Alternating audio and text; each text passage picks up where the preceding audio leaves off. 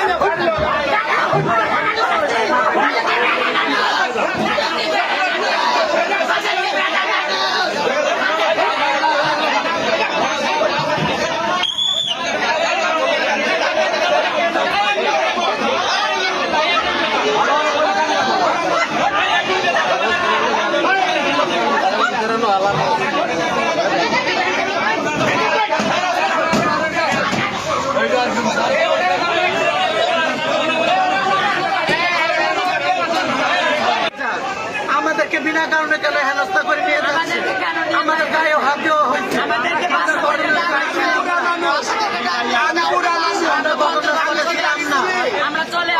মারধর করতেছে, সারাদিন ধরে আটকে রেখেছে, আমরা ঘটনাস্থলে ছিলাম না, আমার কপালে এইটা আমরা ঘটনাস্থলে ছিলাম না। আমি এইটা এটা কোন দশরায় সাংবাদিকের মায়ের তুদি আমার প্রিয় বাবা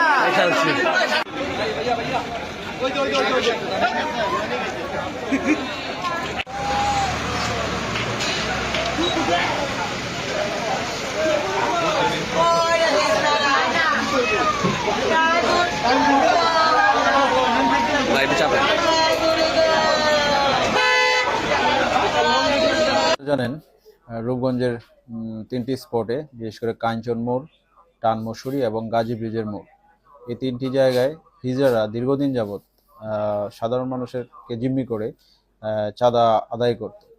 বিশেষ করে প্রবাসীদের গাড়ি আটকে তারা 3 থেকে 5,000 টাকা, 10,000 টাকা পর্যন্ত আদায় করত। এই বিষয়টি দীর্ঘদিন যাবৎ আমরা সামাজিকভাবে এবং তাদেরকে ডেকে এনে কাউন্সেলিংয়ের মাধ্যমে আমরা নিয়ন্ত্রণের চেষ্টা করি। তাদের সামাজিক অবস্থান এবং মানবিক বিষয়টি বিবেচনা করে আমরা আইনগত প্রক্রিয়া গ্রহণ করি নাই। কিন্তু এখন বর্তমানে যে পরিস্থিতি, সেই পরিস্থিতিটা নিয়ন্ত্রণের বাইরে চলে গিয়েছে।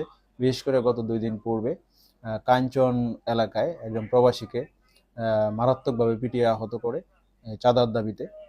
এই বিষয়টি আমাদের নজরে আসে। ঊর্ধ্বতন কর্তৃপক্ষের নির্দেশে আজকে আমরা কাঞ্চন মোড় এলাকায় অভিযান পরিচালনা করি। হিজড়া সম্প্রদায়ের আমরা সর্বমোট 12 জনকে গ্রেপ্তার করি।